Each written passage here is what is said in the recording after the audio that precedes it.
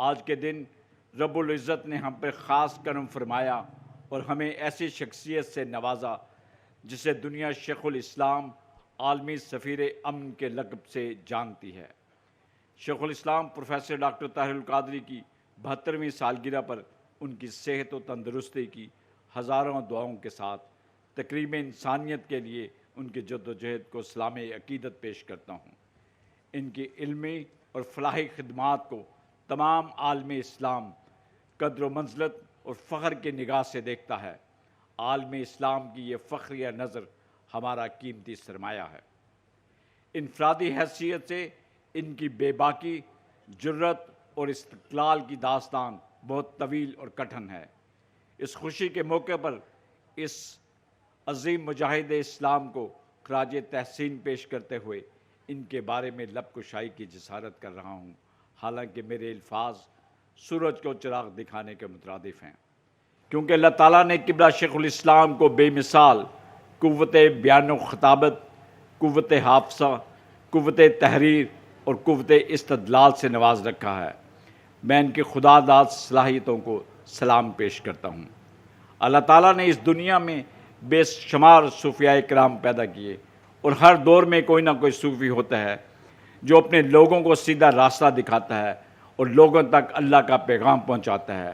اللہ کے ولیوں کا کام ہوتا ہے کہ دنیا میں امن و محبت کا پیغام پہنچائیں۔ وہ لوگوں کو لوگوں سے لڑواتے نہیں، بلکہ ان کے دلوں کو اللہ سے جوڑتے ہیں۔ وہ تلوار کے زور سے نہیں، بلکہ اپنے عمل سے لوگوں تک اپنے رب کا پیغام پہنچاتے ہیں۔ اس دور میں ہم خوش قسمت ہیں کہ ہمیں شیخ الاسلام پروفیسر ڈاکٹر محمد طاہر القادری جیسے صوفی اور اللہ کے ولی کی سرپرستی میں رہنا نصیب ہو رہا ہے۔ آپ نے زمانہ طالب علمی سے ہی پاکستان میں معاشی، معاشرتی، مذہبی، سماجی، سیاسی، تعلیمی، علمی اور ادبی شعوری پالیسیز کے بارے میں بات کرنا شروع کی۔ آپ نے نہ صرف ان ایشوز پہ بات کرنا شروع کی، بلکہ اپنے خیالات اور نظریات کو باقاعدہ اپنی ڈائری میں محفوظ بھی کرتے رہے، جو بعد میں پھر کتابی صورت میں منظر عام پر آئیں۔ اس وقت پاکستان میں جو سیاسی عدم استحکام ہے، کبھی سیاسی جوڑ توڑ کی بات ہوتی ہے اور کبھی ملک میں فائنینشیل کرائسس کی بات ہوتی ہے۔ میرا خیال اس وقت ڈاکٹر صاحب کی جو تحقیق و تصانیف ہیں ان کو کنسلٹ کرنے کی جتنی آج ضرورت ہے، شاید اس سے پہلے کبھی اتنی ضرورت نہ تھی۔ ان کی روشنی میں پاکستان کی سیاسی معاشی پالیسیز کو دوبارہ سے مرتب کرنے کی ضرورت ہے۔ میرا خیال اب وقت آ گیا ہے، people sitting at the helm of affair, ان کو چاہیے کہ آپ کی تصانیف اور آپ کی کتابوں کو کنسلٹ کریں اور ان تمام پالیسیز کو دوبارہ سے ایک دفعہ ری رائٹ کریں۔ آپ کی کتابوں سے جس قدر رہنمائی حاصل کرنے کی آج ضرورت ہے، شاید اس سے پہلے کبھی نہ تھی۔ شیخ الاسلام ایک ہمہ جہت شخصیت ہیں۔ آپ کی علمی و تحقیقی، سیاسی و سماجی، تحریکی و تنظیمی زندگی بحیثیت قائد مربی، مفسر قرآن، محدث اعظم، فقہ و مجتہد، قانون دان، سیاست دان، آپ ایک عظیم مذہبی قائد ہیں۔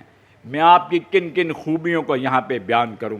سوچتا ہوں اشکار ماہ کروں، مد آفتاب کروں، اشکار ماہ کروں، مد آفتاب کروں، میں کس کو ترک کروں، کس کا انتخاب کروں؟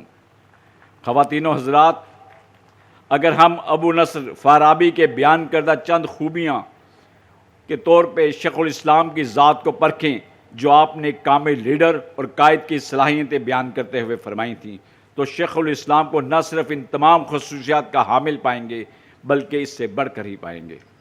عزیز طلباء و طالبات، کوئی شخص اس وقت تک معلم نہیں بن سکتا جب تک وہ متعلم نہیں بنتا، یعنی طالب علم نہیں بنتا۔ کوئی شخص اس وقت تک داعی نہیں بن سکتا جب تک وہ صاحب دعوت نہ بنے۔ کوئی شخص اس وقت تک لیڈر اور قائد نہیں بن سکتا جب تک وہ کسی کا فالوور نہ بنے۔